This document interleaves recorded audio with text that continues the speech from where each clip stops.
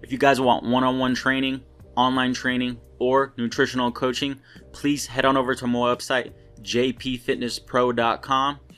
Just go to the services tab and select which one you would like. You can also subscribe to my newsletter and contact me through my website as well. If you haven't already, please subscribe to my YouTube channel and click the notification bell so you never miss a video. Thanks. Hey, what is up everybody? This is JP coming at you with another episode of the Exercise Science Podcast. I'm going to start doing a little change at the beginning of my videos to keep it a little bit more personable. I know a lot of you guys don't know a ton about me, so I'm going to start by saying one very quick fact about myself, just so you guys can get to know me a little bit better. If you guys would like to do the same and comment a little fact about yourself, you can do so in the comments wherever you're watching this or listening to this from, whether it be on my website, YouTube, or SoundCloud. So one hobby of mine that I've talked about before, and I'm just going to say this, this will be the first one. It's one that you guys probably already know, is that I'm a big fan of video games. I've played them since I was a little kid. I used to like PlayStation more, but I've kind of got on board with Xbox, even though, you know, they haven't done a ton to redeem themselves. They've kind of just leveled out since the Xbox One came out because that launcher is a disaster. But I play a lot of Xbox. I love playing Halo. It's my favorite game franchise, and it's my favorite game overall. So yeah, I'm a big gamer. I'm not too much into PC gaming, but I've recently tried doing that. So that's one quick fact about me. Today's episode of the Exercise Science Podcast is going to be about plateaus. A lot of people will work out consistently. They get motivated, you know, they may be doing the best they've ever done in their life in regards to training, but everyone at some point has hit a plateau, and the better you are at structuring a program, the less often you'll hit a plateau. Take, for example, me. I've used to hit up plateaus all the time before I became a personal trainer, before I kind of started studying this subject, but as I've wrote better and better programs for myself, I hardly ever hit plateaus. Every single time I test, I don't test too often, but when I do test my 1 rep maxes, when I do look at my body composition, I get better and better every single time I do it. I'm not saying I'm perfect, but it just becomes kind of like easy for me to not hit plateaus. But, you know, for your average person whose, you know, career and, you know, main passion isn't fitness, you might hit a plateau a lot more often. So I'm going to give you guys some tips to continue making to break past those plateaus and continue making progress. So first, we're going to talk about overall body composition, the way you look, and just, you know, those sort of plateaus. We're going to talk about strength second. So let's just say you're well, I guess we can talk about weight, but weight can be a little bit misleading since it doesn't tell the whole story of the progress that you made. Your weight might not be changing, but your body composition might actually be getting better. So I really don't think you should solely rely on weight. But if you're someone just starting out, you can probably use weight as a good gauge on whether or not you're making progress. So let's just say you're someone who's obese, or you're much heavier than you'd like to be, and you were making progress for a while, but you suddenly stop making progress. First, I would ask yourself a few questions. One, how do you feel? How do you feel in regards to your diet? Do you feel completely deprived? Do you feel like you're starving? Do you feel worn down, kind of beat up? Do you feel like you're consistently always hungry? If you're saying, no, I don't feel that way, I feel perfectly fine, I would suggest you reduce calories a little bit more than you're doing right now, as long as you're not already at a point where you're reducing calories pretty low. Because generally I find when someone who's on a good healthy diet, you should occasionally feel a slight wave of hunger. I'm not saying that you should try to be hungry, but I'm just saying if someone said that, oh yes, I'm trying to intelligently control calories, you're going to feel hungry sometimes. I'm not saying starving, but you're going to feel hungry sometimes. And if you don't feel that, you can probably lower calories a little bit more.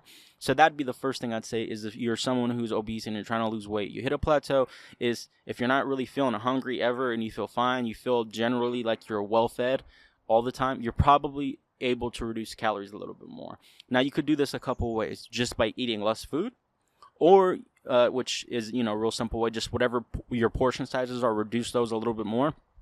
Or you don't have to reduce your portion sizes, but swap some foods out. I recommend you replace some very calorically dense foods that you're eating, if you're eating any, and replace those with basically less calorically dense foods. Like some less calorically dense foods are foods that are high satiety, like watermelon, fruits, things like that.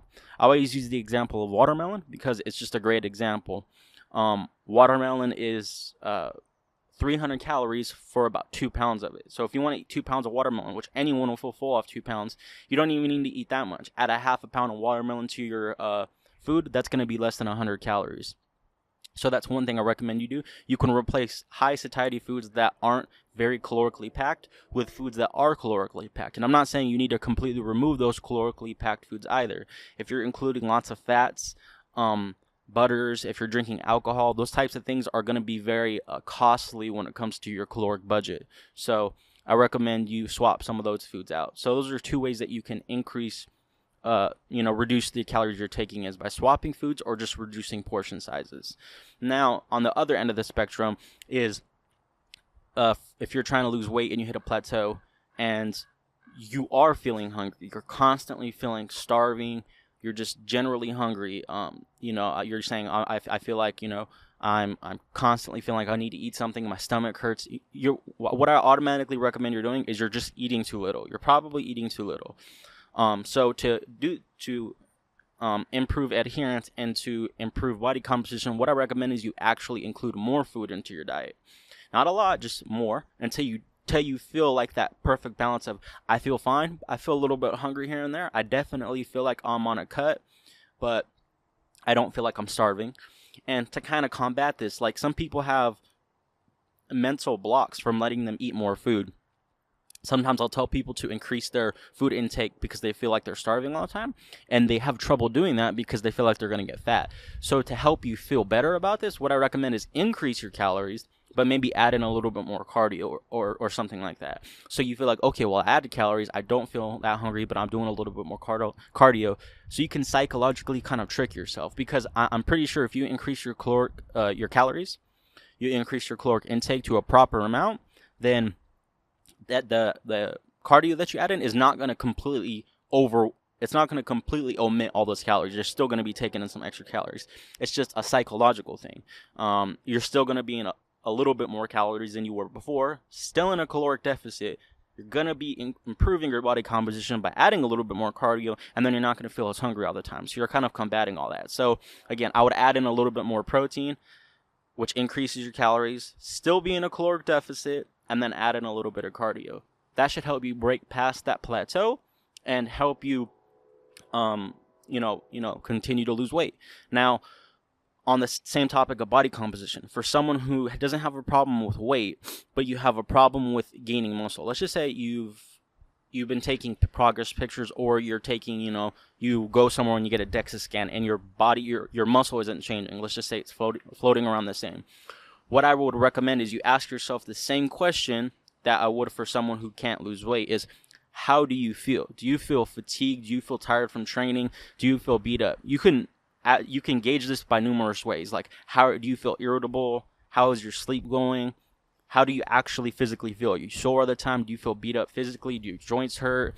And then you can do this by testing yourself. Are your pull-ups going up? Are your push-ups going up? Are they going down? Are they staying the same?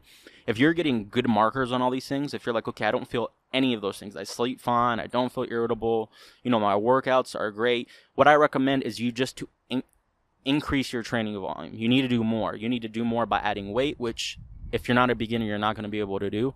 But you can also do that by adding in another workout or two if you're not working out that much already. If you're working out like 2 or 3 or even 4 times a week, you can push that up to 4 or 5 or 6 times a week if you have the time. And the easiest way, the last way you can do this is just to add sets. So if you were doing 3 sets of bench press, do 4. If you were doing 4, add 1. Add one or 2 sets to the muscle groups that you feel like are lagging the most. And add 1 or 2 to every workout. So if you do chest twice a week, add 1 or 2 sets on chest for both times. And that's if you feel like you're fully recovered. That increase in training volume is going to help increase that magnitude of adaptation you have to gaining muscle, and you're going to start looking better over the long run. So that's basically the gist of it when it comes to hitting a plateau in regards to gaining muscle. Now, if for people who aren't overtrained. Now, if you are overtrained, let's just say a few of those questions I asked, you said yes to, I am getting bad sleep. I do feel irritable. I feel like I don't want to go in the gym when I used to. I feel like my pull-ups went down a couple, or I'm struggling to barely, I feel like I have to try harder. Sorry about that train in the background. I'm recording this outside. But if you're saying I have to try harder to get the same numbers that I used to get, what I recommend is that you're probably overtraining to some extent, or you're overreaching, and it might lead to overtraining. Because again, I know it's hard to get to. You may hear some people say there's a few stances people take on overtraining in the fitness industry. There's the, in my opinion, pretty moronic stance of overtraining doesn't exist, which is pretty fucking stupid. Which it does exist. It does exist. It's clearly there. It's no debate about it. If you have any faith, or I don't want to say faith, that's a stupid word. I don't know why I said that. If you have any if you believe in science in any sort of sense, if you give science any credibility, if you think it's the best way we can find answers to solutions, then the science is 100% clear that overtraining exists. There's no debate about it. Then there's the set, so if there's those people. Then there's the people who say that, yes, overtraining is real, but it's very hard to get to, and that nobody gets to it. You're probably just under recovery, which I think there's a partial truth to this stance. I think that a lot of people don't work out hard enough, but I do think it's more common that these people state. I've met people who just, I've had friends that tell me, oh, I do 30 sets, 35 sets on chest in one workout. I'm just like, you're fucking nuts. And on just chest, not shoulders and triceps, just chest. I'm like, that's absolutely nuts. Now, include another workout throughout the week on top of that, then that's ridiculous. That has to be 70, 80 sets on just one muscle group. So then there's the people who say, yes, overtraining exists. Some people get to it, some people don't. You just have to evaluate it on a case-by-case basis. Yes, it can be hard to get to, but there are people who do it, and, they're kind of like that middle ground, which is, I would say, is definitely me.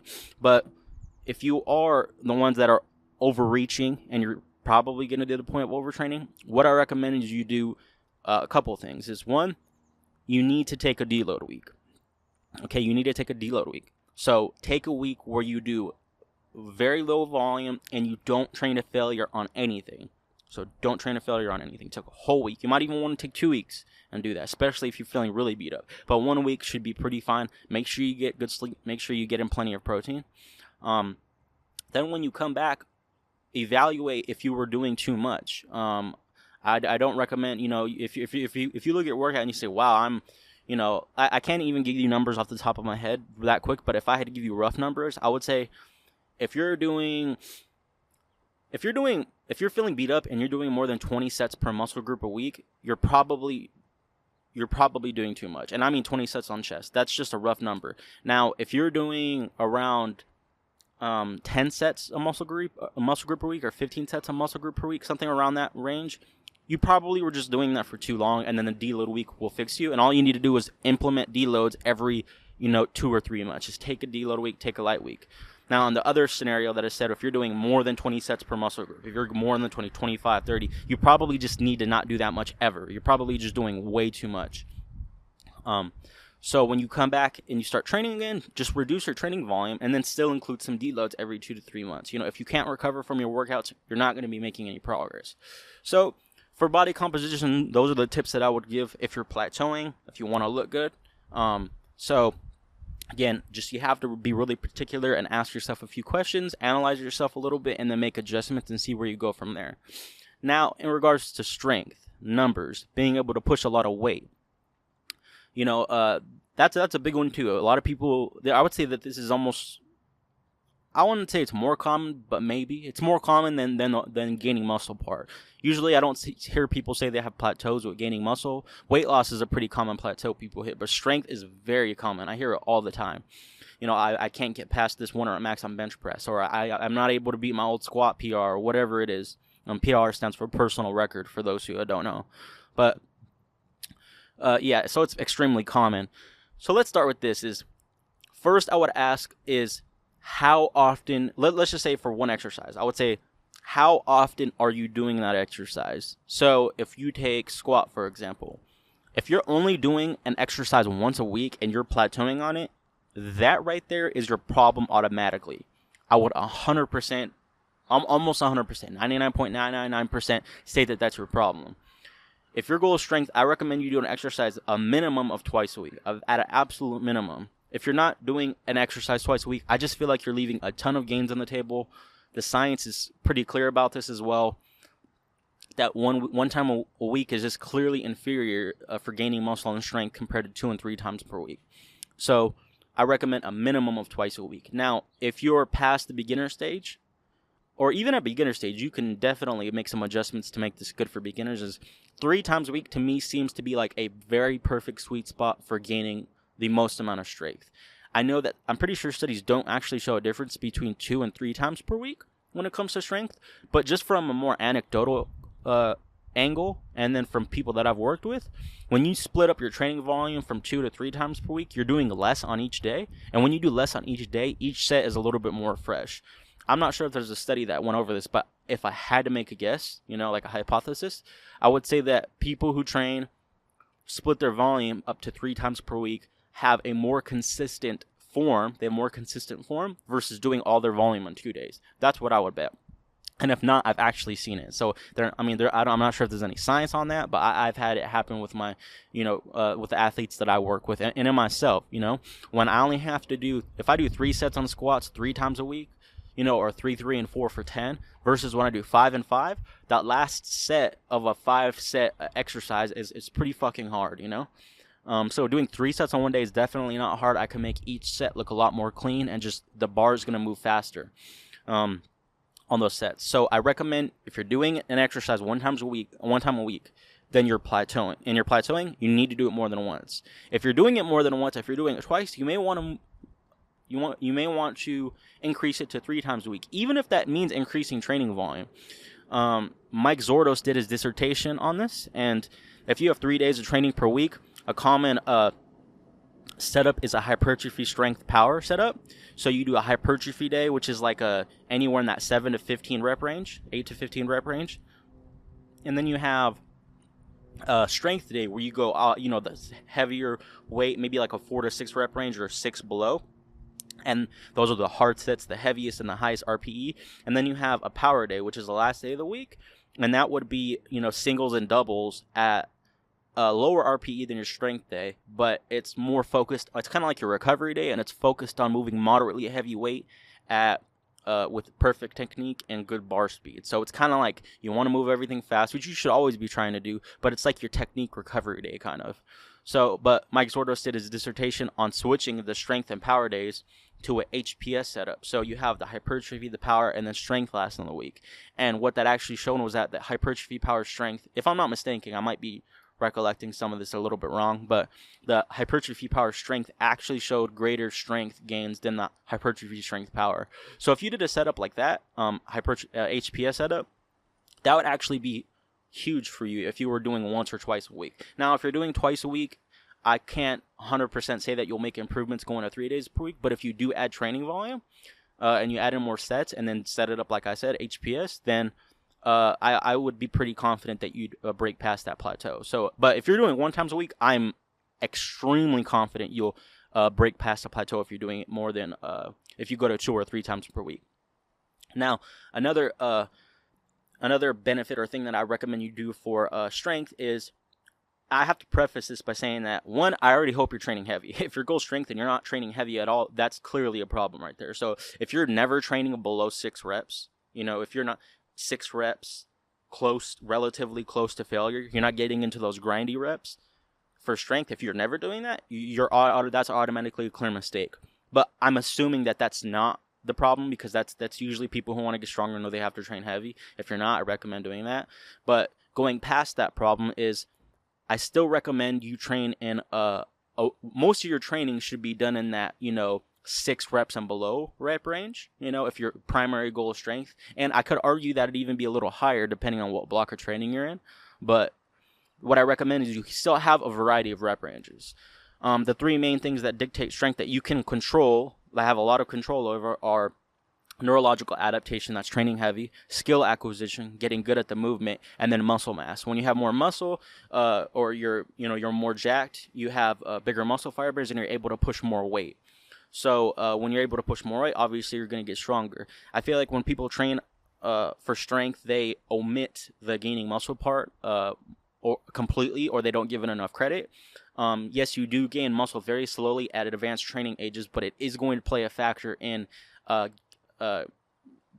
getting stronger along with technique. So what I recommend is you train in multiple rep ranges. If you're always training in the lower rep ranges, which I still think you should train in the lower rep ranges, but if you're always training in the lower rep ranges, you're going to have trouble accumulating training volume, which is going to make it harder for you to make gains in regards to hypertrophy in the long run.